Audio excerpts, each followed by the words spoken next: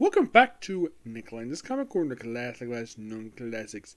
This episode number 2248 and Doubleshot number 2142.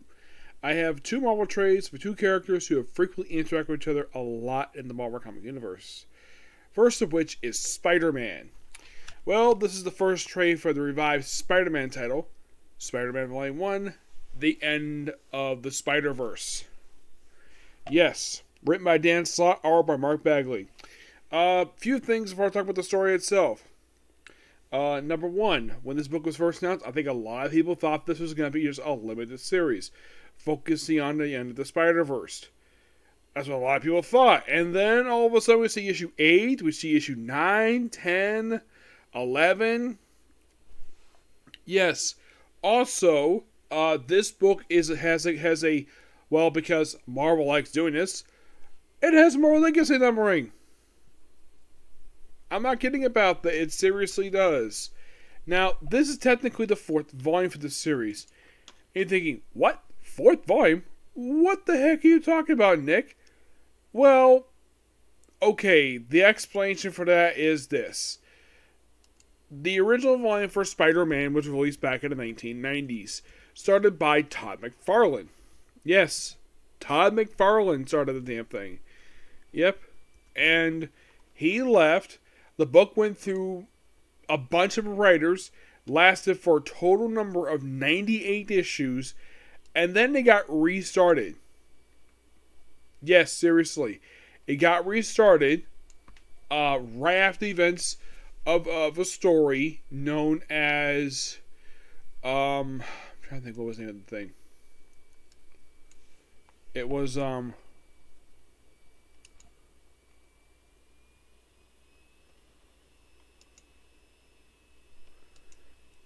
they relaunched it after the events of, it was, Final Chapter. Yes, they relaunched it, and they relaunched it simply as, well, Peter Parker, the Spectacular Spider-Man. Well, it was second volume for this series because I think it was issue 75, that's where they got the numbering from. Yep. And by the end of the final issue release, issue 57, which was issue number 155, that's basically the issue we're at here. 155. So, shoot, no. So basically, when they brought this series back, just a year ago, that's not a joke. They brought this back 1 year ago. And that basically we started from 157. Wait, seriously? 157. Yep. 157. And by the time this storyline ends, which is issue number 7, we are at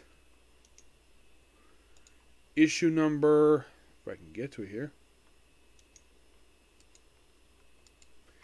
We're issue number 163. So, because the fact the series came back, if in fact Marvel does not end anytime in the future, we could see this could potentially become one of the, probably the very next series for Spider-Man to hit issue 200.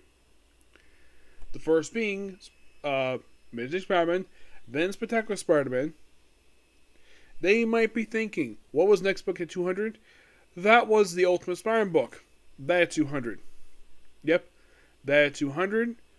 And pretty much after that, was any other spin-out title basically hit that number? Nope.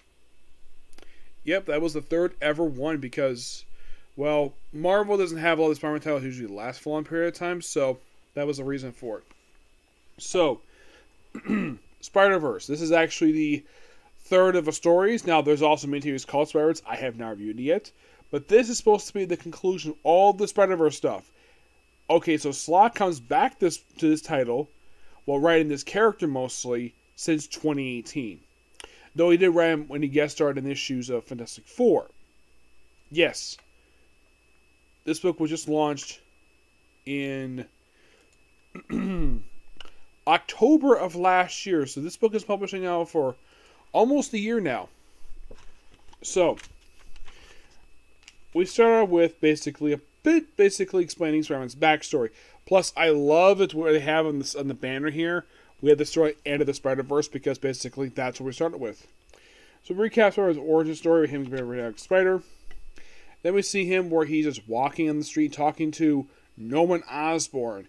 If you're curious and you've not been reading Amazing Spider-Man by Zeb Wells, well, they don't really explain, like, hey, if you want to know why the heck, if you read this title, if you're not reading Amazing Spider-Man, well, the explanation is that basically Norman Osborn has reformed thanks to the Sin Eater. That was something Spence did. Zeb Wells had nothing to do with that. And Zeb Wells, the way he rates it, it seems like he just says, okay, so he's reformed. Okay, so he apparently off panel as reform Oscorp. At one point, this guy was head of Ravencroft. Yes, and Ravencroft was not mentioned since the miniseries ended. So he puts on his brand new costume, which, by the way, is also light up again. Yeah, this is something that Slott... Now, Slott did technically come up with the concept of this Spider-Man to be lit up like this. Yes. But the other stuff the suit has, like on the arms, it's got like little orbs. That was something that Zeb Wells did during his run. So you also got Spider-Bot, which also activates as a spider glider. So Osborn's truck is being hijacked. That's when, of course, Spider-Man, you see him saving people, which is typical Spider-Man he does. Then, of course, basically he just, well, beats the goons up. Now, by the way, this actually is referenced few years later. This hijacking. Why are they stealing Oscorp tech? Don't know. They're just a group of random thugs. So yeah, and then he starts singing his song. Not so fast. It's not Spider-Man. There's a hyphen there. Hyperman does whatever Hyperman can. Joins a word with a line. To another combines two words. Like my name's Spider-Man. Yeah, it's a play. I like the fact that basically Dan Slott wrote in the whole thing with this little mini song here.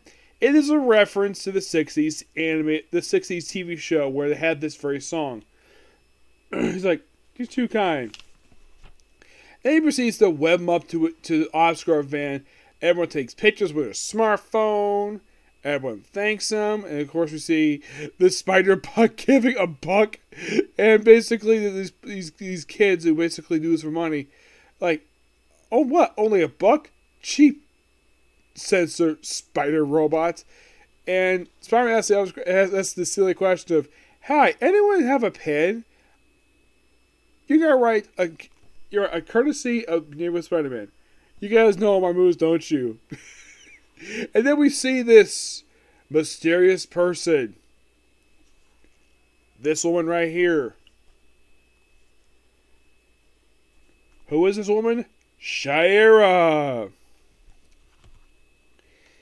Okay, now, an explanation of this particular woman. If you're curious, she is a JMS character. And you're thinking, what? A JMS character? Yes. For some reason, Dan Slott decided to make this character for some reason. I don't know why, but he did. She first appeared back in Amazing Spider-Man 46. Yep, that was her debut. Back in 2002. And then pretty much after this... Yeah, mostly she was in a story arc with Ezekiel. Yes, Ezekiel. And she appeared 2 times back in 2002. Yep, and then she was brought back for the Scarlet Spider series by Chris Yost for a few appearances. And by the way, her last appearance prior to this very issue coming out was back in 2013. So this was her first appearance in almost 9 years. No joke. 9 frickin' years. Here's a question. Why the heck would Slott bring back this character that no one really knows who this person is? Yeah, let's with the JMS, we have no idea who this woman is. She appeared like twice on JMS's run. Then she a few times Scarlet Spider. So basically, then we have this weird alternate reality, which is, they describe this as basically it is 616, but it isn't 616. They describe it as 616 beta. Yes. This apparently is based operations for preparing for the final battle in the Spider-Verse, which has nothing to do with the Inheritors. And we'll get to them, oh boy. And we see 3 people. We see Arena, Madam Web, aka Julia Carpenter, and New Spider UK. The original Spider UK was actually killed off there in Spider-Gwen. Now, Slott didn't write that story, even though he was credited doing it. Despite having nothing to really do with it. That was Crystal Cage doing it. So basically, he decided to create a brand new character. Now, you might be thinking, did he create this new Spider-Man UK? You might be asking this.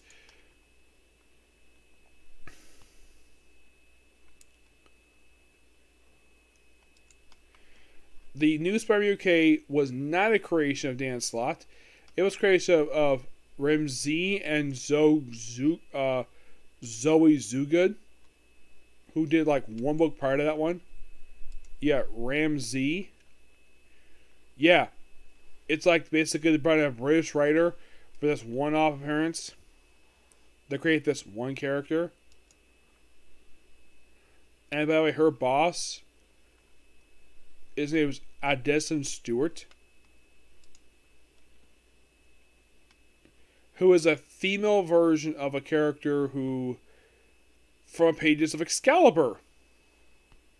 Yes, a female character equivalent to a character from the pages of... Okay, so basically it's also counterpart to a character come across Claremont.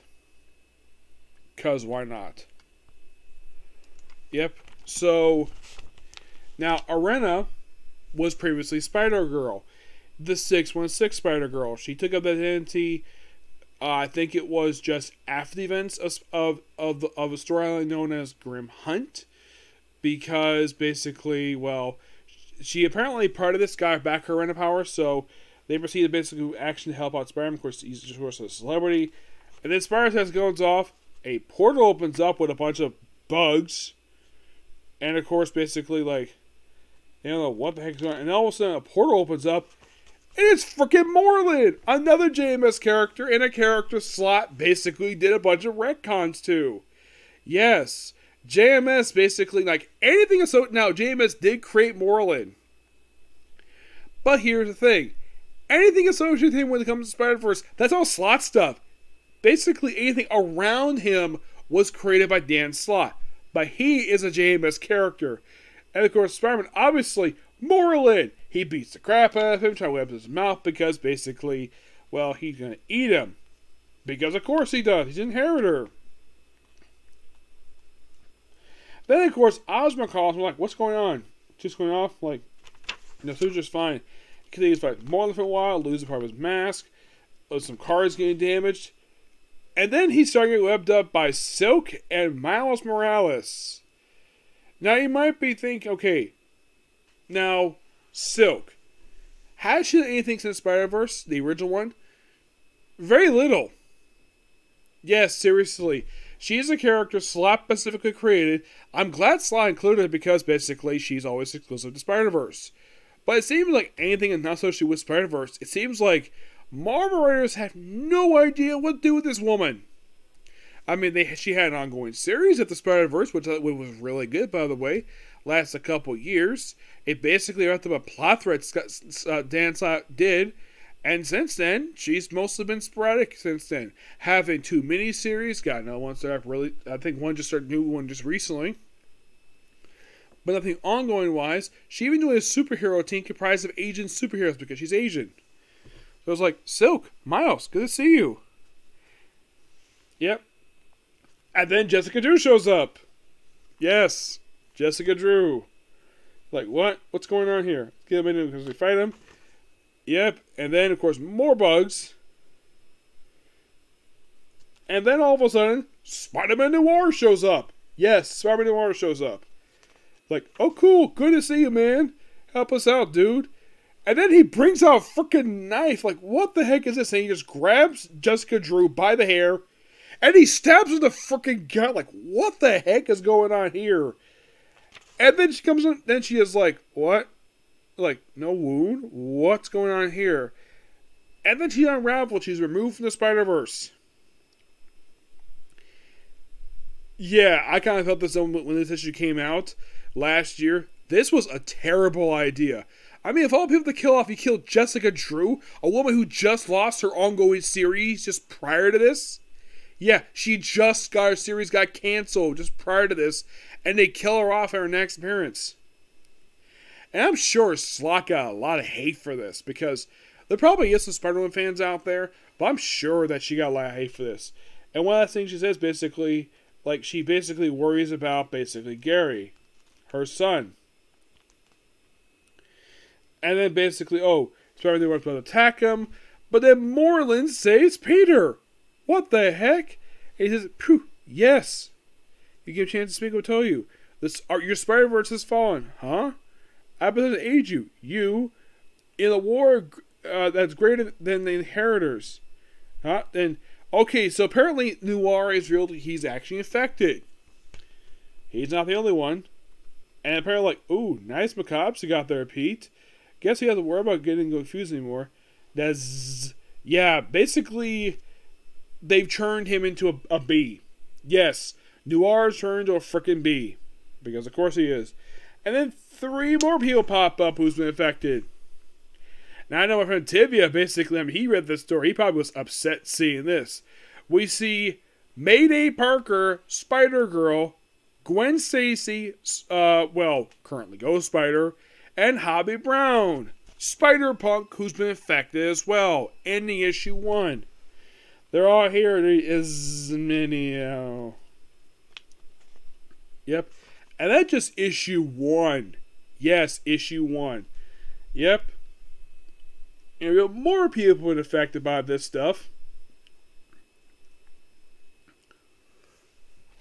And apparently, Tony Stark decides to call up. Hey, incoming call from Tony Stark. Hey, Mrs. Stark, before you say anything, I really ought to thank you. Your world of engineering, being on a star, again, be called Web. And then he goes, like, checks the building. I think everything's trash. And then we see effective versions of Spider-Ham, Spider-Man 2099, and, not sure who this is supposed to be. Yeah, who the heck is this guy who's been infected too? Yes, who's here with Spider-Ham?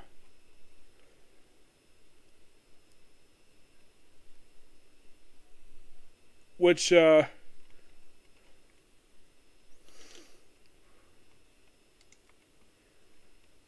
apparently the person that was actually not made dead was actually Andy Parker. Now, who is this person affected by? Who is this person here?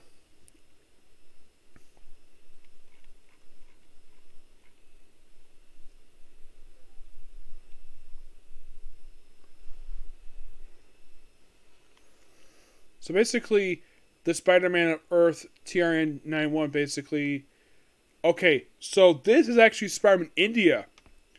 Yes, apparently this is Spider-Man, and I had to look up who this is because I didn't recognize because it's been a while since I've seen him. This is the first time I've seen him effectively. Spider-Man 2099 at least is recognizable. Which one? There's been a few versions of him. Let's see.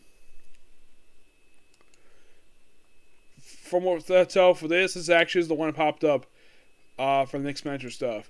Yes, apparently he's been infected too for reasons. So apparently, like, oh, they've been involved, affected. They start fighting, and then basically, like, oh, like, and then we have Moreland trying to eat Annie. Yes, trying to eat Annie. But then he stopped, gonna do our way. And then Arena shows up. Who got her Arena powers back. One Webb's platoon, spill and bind. Yep. So then, like, they was trying to cage juice herself. And now go into a portal to their base. Yeah. Then we introduce the Spider-Man 6 beta. Of course, this is when they reveal the whole testbed stuff. And reveal their allies. Now we actually have the Hunter Spider, who is basically Kraven the Hunter, as Spider-Man. We have the Weaver. Yes, the Weaver. Now, you might be thinking, okay, here's the weird thing about this guy. Did you know he's a male version of Carly Cooper? And he's gay. Yes, he's dating the male version of Silk. That's not a joke. I think the reason why that they did this for this character, because a lot of the time, fashion designers usually depict this being freaking gay.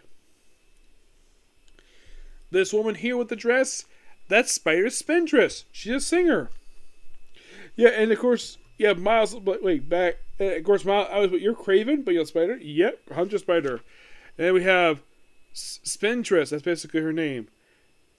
Cooper Cone. Yep. And then apparently the woman with who's the disabled Spider Woman, that's Sun Spider. And then we have Felicia Hardy, who is known as Night Spider. Yes. At least Peter is not stupid. She tries to steal his belt, which is funny. And then she's mad and Web shows up, and eventually Silk basically, not liking how Peter looks, basically fixes his costume, because of course Web can do that. Yep, so they revealed that the world has been, the whole inherited world has been kind of destroyed. And then apparently he goes visit the nursery, which is in control of Spider-Man. Now, at the end of Spider-God Den, all but Morlun returned to babies. And then it's revealed that Ma'am, who's been Spider-Man's infected, has eaten the babies. Yes. Basically, Slott reveals it that apparently, like, oh, that apparently all these babies are dead.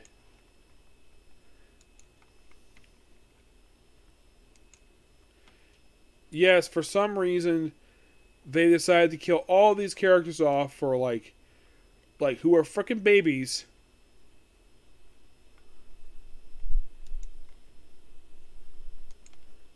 And no idea why. But, yeah, Spider-Man. She, of course, doesn't really do anything in this story. No, she doesn't.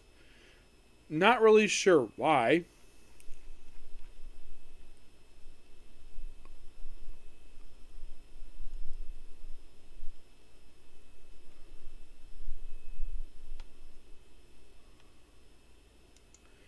Yeah, Spider-Man.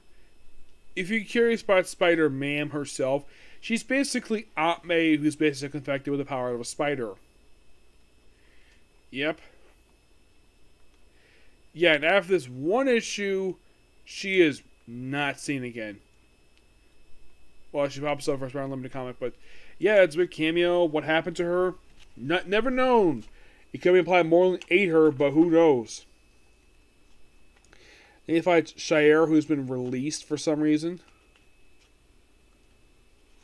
So, then apparently it's shown she's backed a lot of people. Yes, a lot of people, including, get this, she affected the Spider-Man from the 2017 video game. Yep. Apparently the Stingers were a bunch of Ultimate Spider-Mans. Yeah, affected them. And that was only issue 2. Yes, issue 2. So basically, Miles will get affected, but he does not turn on them. And you're thinking, wait, he gets turned too, but not fully?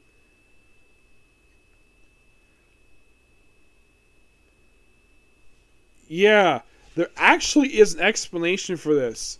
The reason why, because of Earth 1610, and he lives in 616.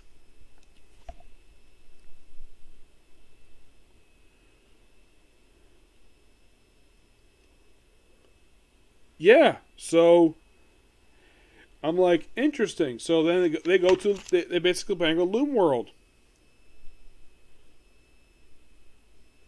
So apparently they show that apparently the whole weaving thing, which is revealed in the Rich Spider-Verse, it's been devastated. The web of life and destiny, basically it's been corrupted. Basically they're planning to fix it, don't worry. So then, of course, and apparently, So apparently Moreland's got himself one of the Web Warriors devices. So he goes to events with several new characters, including Silk. They go to Dalvita, basically played 616, to go to this tomb, which I believe was the tomb possibly where Zico died in. Maybe, they don't really reveal it. And we have them already have the infected arguing each other. Yeah, and then basically like, okay, so yeah. So they get the golden spider really easily. And then apparently a bunch of infected people show up, and then, well, then we have Spider-Man Noir, and we have Seamstress. She's been infected. Yes, she's been infected with this stuff. So apparently the scabbard is gone. There's a bunch of fighting here. And then Night Spider, the infected Night Spider, stabs Spider-Man, the 616 Spider-Man, and he's been unraveled from the Spider-Verse. Now you're probably asking, Nick, wasn't he having also Amazing Spider-Man 2? Why is he in this book for? So apparently what happened in this thing is only affecting this book. It does not affect the main book, which makes no frickin' sense at all. Yeah, that's only issue 3. Now, as far as I can tell, there is no explanation of why the heck, basically, that Slott did this for. Okay, so he killed Spider-Man in issue 3?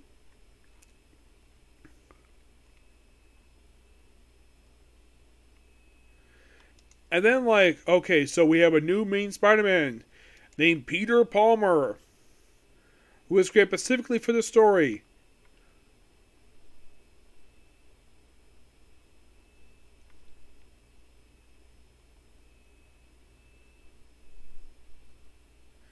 So, yeah, he's from the Betaverse. And he appears for this issue, issue 4, this was his debut, appears issue 6 and 7. And that is it. Oh, and they use the design from the Mighty More Masterworks cover. Yeah, I have no idea why. And then apparently we have a Spider-Man versus the Assassin Spider-Man, who was from basically universe became an assassin, who was fighting a version of Norman Osborn, issue 4. Yep, and they kill off the Norman Osborn Spider-Man in this issue, who appeared in Edge of Spider-Guy Den, and then they kill off the Spider's Man. Well, they think he's coming. Nope, he's not dead. Yep. Oh yeah, and then they kill off in this issue. They kill off Spider-Rex. Well, I think they did.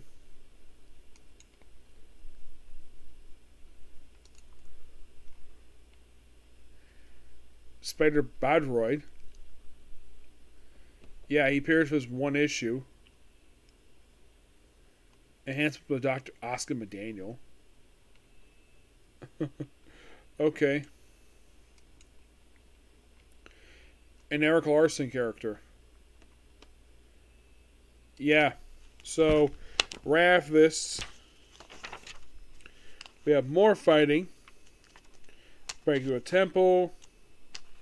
Really good stuff here. I like this. And of course, Sheriff tries to get involved, and then the Spider Sanctuary gets a new ally.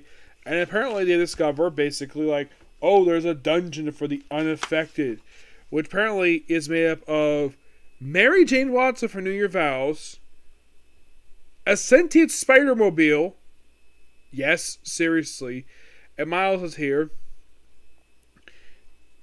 He's here with a tiny spider, a 80s, the like 16-bit Spider-Man. Like, what the heck is this? I'm like, what? It's called the 8-bit Spider-Man. Oh my gosh. It's so hilarious. The Peter Parker car. Yes. Okay. It is so hilarious. A talking car. Oh my gosh, that's so funny. And apparently have Silly Spider, who is this tiny spider. These ones unaffected by it, which is weird. I mean, I get maybe the Spider-Mobile because he's a freaking car. But Mary Jane not affected? That's strange. So they do more stuff here. And then here's Peter Palmer. Yes, this is the one basically where, yeah, the art styles of Mighty Marvel Masterworks. Gosh, yeah, apparently Slott writes him like basically how Stan Lee used to write back in the 60s. Gosh, easy with the secret identity, lady. At least get my name right. You're saying too slow. It's Spider-Man. One word, no pause, no middle. Capiche? Sorry, Mr. Palmer. Yes, Peter Palmer. He's even got the webbing under the armpits, which half the time artists forget the fact he has those.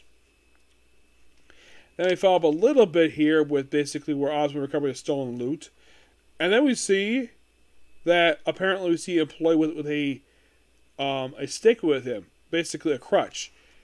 And it turns to be Peter Parker? What's going on here? There is an explanation. They do explain what's going on with this guy here. So apparently he was not bitten by the radioactive spider.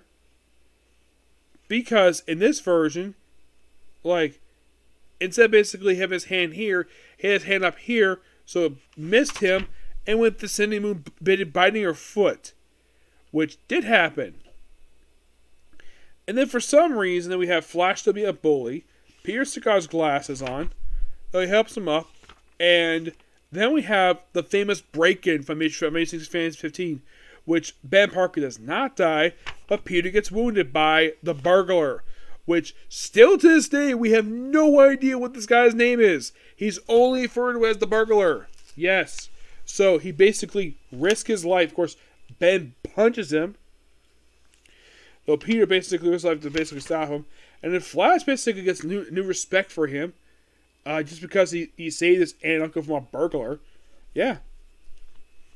He respects it. And then this gets really weird. He becomes very popular. And then, wait. We have the Sandman show up here? What the heck? Yeah, and apparently Cindy Moon is basically taking credits for the first, like, dozen issues of Amazing Spider-Man happened in the 60s. So, yeah. She gets credit for that. Takes in the Lizard. Yes, the Lizard. So then Peter basically volunteers to become her tech support. Yes, her tech support. This is basically kind of a what-if scenario of like, what if basically Moreland did ever exist in this reality? That was the Vulture, Mysterio, Kraven the Hunter, Kraven captured. Yep. And he graduates, worked for Dr. Osborn, who was not insane in this reality. Also, Peter Parker is Employee of the Month because he's a satisfied employee. Yeah. And then the issue ends basically with the spiders in this tank calling help. Yeah, basically all issue 5 basically is here for serve as the backstory for this brand new Spider-Man. Yeah.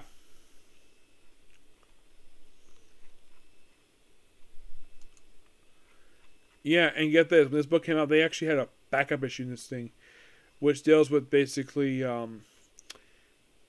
Photon. I think it might be collected in the Photon trade, the molecular Photon trade.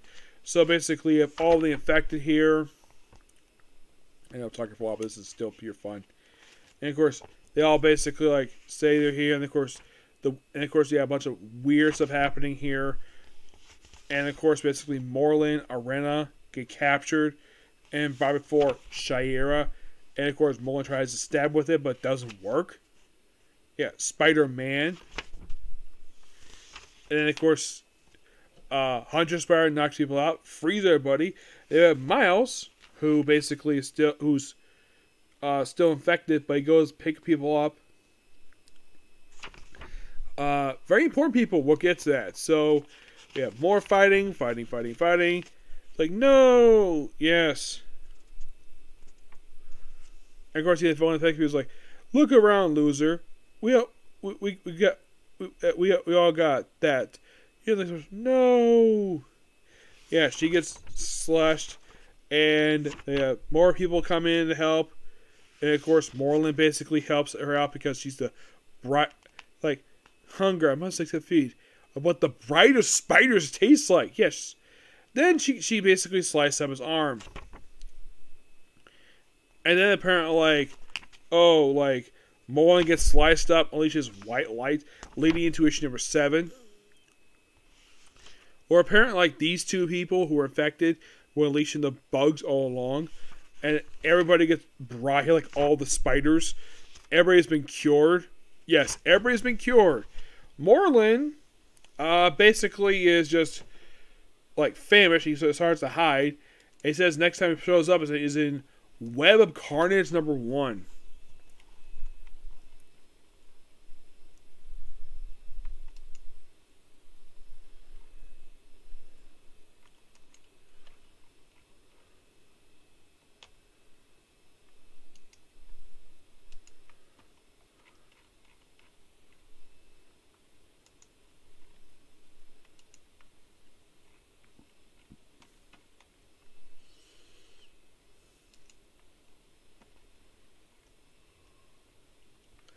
Yeah, it says basically that was his next appearance. Was that one shot.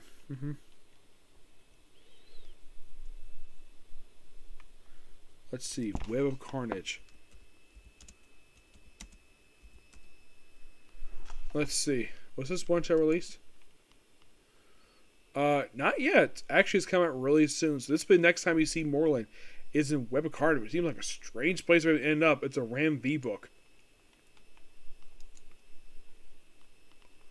So yeah, I was right. Basically, Predators was mentioning Spider-Man 74, which during the whole Sinister Four stuff, which the next Sinister stuff. So he basically hides, and we have all the Spider people like, oh, like Spider-Man shall fall, and of course the Spider people basically fighter Peter Parker's Spider-Man attack, and basically a big humongous brawl with her. And then we have the Japanese Spider-Man show up. We have a bunch of mechs show up too, like to make it all freaking awesome. Yep. And then, of course, basically, everything else back normal. She's been defeated. Like, no, I'm the Wasp Totem. Impossible. I'm Grenade Spider. And I'm no spider. I'm just a man. And she's beaten. Like, okay, so then we have a goddess show up, give the spider, and then basically using it to, like, hit it and bring back someone. The first person they brought back is Spider-Woman. I'm sure Slott did that to basically get all the hate mail off him. Because I'm sure he got a lot of hate for this. Oh, yes, definitely. He got tons of hate. He probably got tons of hate for killing her off.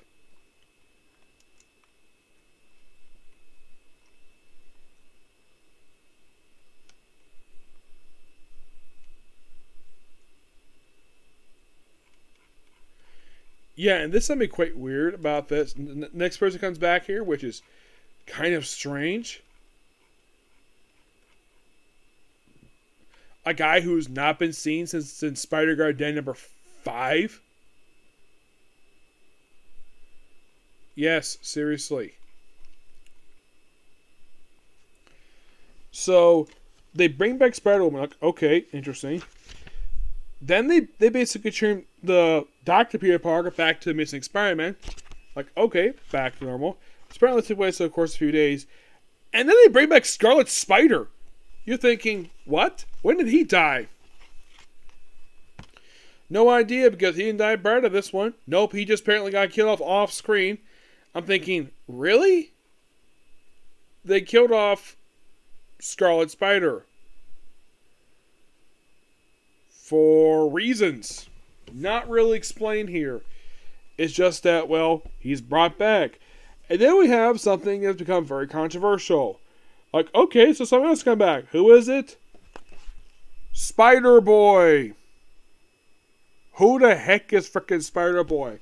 Yeah, when I read this, when it came out, like, who the heck is this? Like, Miles, Pete, Millie Eventually, Miss Bailey. Who? And he just leaves. Really? What? Screw you all. I'm out. Hey, what the finish? Watch the finish. Yeah. So then apparently, like, oh, everything is all over. Of course, goes, we'll swing you off. Oh yeah, and here's basically the bonus story from issue 4. They include in here. So yeah, they include in here. I'm not sure why, but it did. So here goes the Contra, sneaks in, runs into the Rhino. Monica Rambeau is here. Yes, Monica Rambeau. And I still theorize this short story also included Monica Rambeau Photon trade. And of course they beat Rhino, and that's it. Yeah, this was just really good. I thoroughly enjoyed this. Now, I do agree. Killing off, of all people, Spider-Man was a really dumb idea. Bringing her back was a smart move. But saying that Scarlet Spider got killed off, a character has not been seen for a few years, and you can reveal, oh, he was dead? Like, Slot, can we get some explanation for that, please? Oh yeah, then we'd use this Spider Boy. A character which nobody has heard of. Just shows up here. And he goes off. Yep, he just goes off. But this, pure fun. I really enjoyed this. Yeah, something this was 7 issues. Which I gotta praise this for the fact it's longer than the original Spider-Verse. I think that was like 8 issues. I think this was a little bit. This is longer than Spider-Gwen. Now, of course, we do continue this series. But I'll give this book I'm gonna give it a 10 out of 10 because I probably found it pure fun. Actually, a 9.75 out of 10 because I want to take a point off for the death of Spider-Woman. Now, Spider-Boy, it's kind of weird. Like, he's not only in this issue, apparently he appears for the next 2 issues. And this is going to lead to his backstory. And apparently, with the very next story arc, we're dealing with Electro for 2 issues. And then, get this, issue 11 is where they finally explain the guy's backstory of who the heck this guy is. Yeah, even I'm curious about this. But here's something quite strange, though, about this. Mark Bagley does the artwork for the next 2 issues. Yes, he does. Does he do for issue number 10? Yes, he does. Issue 11? Nope. First issue this run, he does not do it. Now, now, the only reason they brought this book back was because of the 60th anniversary of Spider-Man. That's simply the reason why I brought this book back. But that was a lot of fun. Next up we have is Moon Knight Epic Collection Volume 1. This is called Bad Moon Rising. This collects Wear It by Night number 32-33, Marvel Spotlight 28-29, Defenders 47-50, Peter Parker The Spectacular Spider-Man 22-23, Marvel 2-152, the first 4 issues of the original Moon Knight book, released back in the 80s, Hulk Magazine issues 11-15, 17-18, and 20, and Marvel Preview number 21. Wow, that's a mouthful. Yep. Now, of course, basically, this cover is period of 1975 to 1981.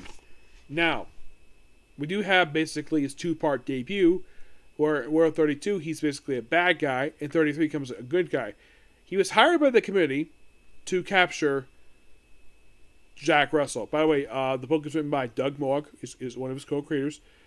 David Anthony Roth, Bill Mansell, Stephen Grant, Ryder Sifler, and John Warner. Artwork by Keith Giffen, Don Perlin. My exec met this guy, really nice in person. Jim Mooney, Jim Craig, Jim Cullen, Keith Pollard, and Bill Sienkiewicz does a lot of this stuff here. Though for some reason he draws like he's Neil Adams. I have no idea why he represents Neil Adams. Yeah, so The Weapon, I think I kind of discussed before. Just a really good story.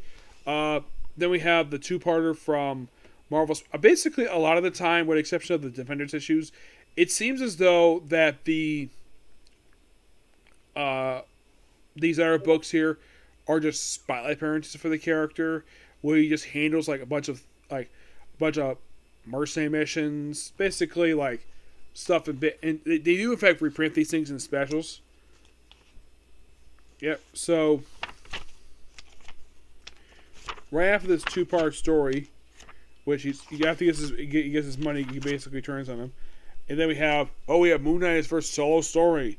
Yep, but no ongoing series yet. That doesn't happen until 1981. Why? My guess is Marvel might keep trying him out for a while. I haven't met Doug Moak, so I don't know what the plan is, why he took so long in the ongoing series. Everyone usually got ongoing series right away when they debuted. So, then this story, in 2 parts we also introduced to Frenchie, but you might be curious though, his love interest, is she introduced in the story? Nope. She's used a little bit later. So, yeah, we have a little stuff. Oh yeah, this is one we introduced. Now, I think this issue here they introduced Marlene. Yes, I believe so. This is what we've also introduced to his other identities. Yeah, Mark Spector's got 2 different identities aside from Mark Spector. There is Jake Lackey, and there is Stephen Grant. This is here his first time, basically, that he actually assumes identity. This one also first appearance of Marlene. Yeah, her backstory is not explored till later. Yep. He also first appearance someone called the Conqueror Lord, who appears just for these 2 issues. Yep. Yeah, he just basically just a minor character. He just fights here. We also have Gene Landers and Samuels. Yeah, Gene Landers is a character that appears sporadically over the years. Appeared in Marvel's Bella 28, appeared in Marvel's Second 22, 2 issues of the Hulk book, and pretty much basically a lot throughout Volume 1. Basically appeared sporadically. Her last known appearance was in Shadowland Moon Knight, number 1. That was the most recent comic she appeared in. But as for Crawley, he, of course, still occasionally appears. Yes, he's appeared a good part of the time. He also last appeared in Shadowland Moon Knight. Yeah, apparently, like, Shadowland Moon Knight's where basically a lot of characters stop appearing afterwards. Yeah, because I think Marvel basically just don't want to do anything with his supporting cast for reasons. Samuels appeared about 3 dozen times over the years. Yep, so you could kind of say that this is the start of basically his own solo stuff. Basically became known for this period of time. Goes to the part with Marlene, and of course basically after this 2-part story here. Then he appears in Defenders for a 4-part story. Now, here's a little fun fact about these issues. They actually were previously collected in a trade known as Ascension Moon Knight Volume 1.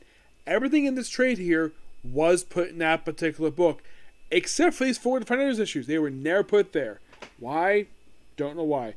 John Wagner does basically these issues here. These are mostly put the debut of Valkyrie's new attire, which she was sport for a while. Hellcat's part of the team. And it's mostly put basically, I think this issue here is also the debut of Max Fury. Yes, I think so.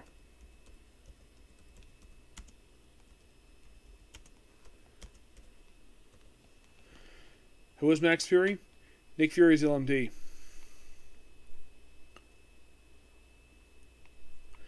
Yeah, I think this was the story that made his debut, I think. No, he actually appeared in the previous issue. Yep. So most of this deals with it's Defenders versus the Zodiac. That's most of the storyline. It's really good. I love this stuff. I love this stuff with Zodiac. It's awesome. Yep. And this lasts these 4 issues. And then we have the 2-parter from Peter Parker to Spider-Man, where Spider-Man meets with Moon Knight for the very first time ever. And this is the Bill Mansell issue. Yep. Bill Mansell was one of the main writers of the Spectral Spider-Man because they had multiple writers. So there's mostly a lot of Spider-Man stuff. Meets with Moon Knight, teams up with him, and would you know he ended up finding freaking Cyclone, a character who actually made his first appearance in Amazing Spider-Man. He's a French villain, and I believe he's dead. Yeah, I think Scourge never killed him. And the fight leaves with him, and of course they deal with him in the tomb of, like, who's buried in Grant's tomb. This actually is a real place. When I heard my dad's business player, no one's actually buried here. It just basically a place. Then we have inside one of the coffins, we see this masked person. This is the masked Marauder. He's a character first pages of Defenders. There's Daredevil, excuse me. And this is basically set for the very next set of issues. That's most of what this is. And then Moon Knight basically appears in Marvel 2-1 number 52, where he teams up with the Thing to take on Crossfire. Yep. This is a Stephen Grant issue. And I love Stephen Grant issues. He's awesome. Very underrated writer. Yeah, he's one of my top 10 very, well, I feel is very underrated because he doesn't get a lot of appreciation for his work. let's see. Yeah, and then pretty much right after the story wraps up. Let's see. Did I skip something here? Then we have the Hulk stuff. Yep. Then we have this feature from Hulk. Basically from after those issues, most of everything else in this book here just is stuff from Hulk, which is I think mostly all Doug Moak stories. Yep, Doug Moak stories with Jim Cullen, which mostly is basically kind of like spy missions, stuff we wouldn't see in the main Marvel universe. Is this canon Marvel universe? Yes, it is. Though Gene Colan, you can definitely tell his art style just by looking at it. It's very much a gothic art style, which works fine with him. And they got Bill Sienkiewicz, very next issue, who draws like he's Neil Adams. Which I love the coloring here. It's awesome. Yep. Now, how do I know he's ripping off Neil Adams? The faces. Yes, for some reason he decided to rip out the faces of Neil Adams for these issues here. Yeah, mostly just Moon Knight deal with other stuff here. Fighting off the wall characters who just wouldn't fight in the main Marvel universe. Yeah, then pretty much right after all these issues wrapped up, of course, pretty much preview number 21, which that was kind of like his last pre-book, which love the cover here. Yes. Yeah, and after this issue wrapped up, then he finally got an ongoing series. Yes. And they had the first 4 issues here. This issue is noteworthy for a few different things. Number 1, we get the origin story of Moon Knight. Yep. We also get the first crown appearance of Marlene. Of course, the origin story also does explain his origin of his identities. Plus, we have debut in here of one of his most reoccurring villains, Bushman. Yes, a guy who frequently appears, and the last of this guy showed was issue 200. Yep. So this whole issue here is basically marked as a mercenary prior to become Moon Knight. And so he meets Marlene, her father dies, and he becomes Moon Knight. It's a really interesting issue because also we get the first appearance of Frenchie. The whole point of the issue is basically it's a flashback. That's just basically what it is. It's all set before, you could say it's set probably before the events of his debut, but they don't really clarify that at all.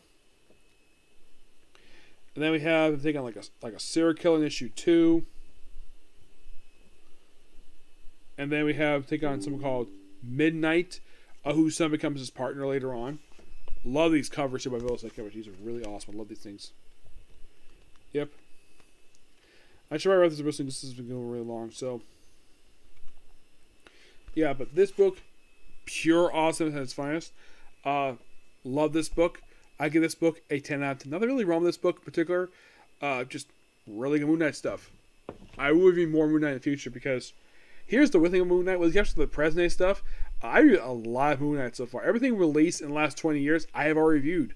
So, makes sense to me to review the Epic collections for Moon Knight. And this is the very first one I reviewed. And it's the first one.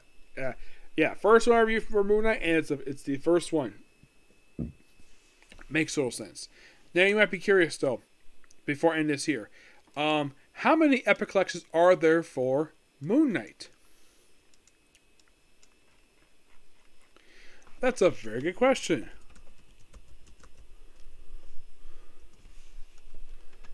For Moon Knight, here we go. There are a total of 5 of them.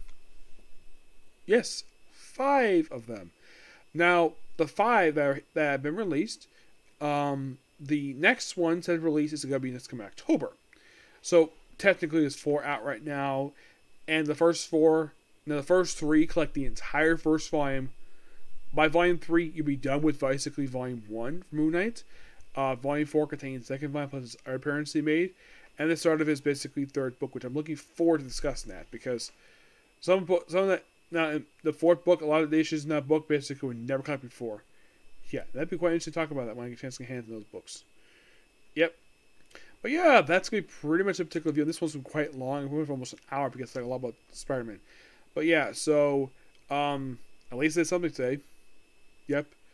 Now, One Piece, if you're curious about that, when we can do the review of the new episodes, That will happen at some point, not right now.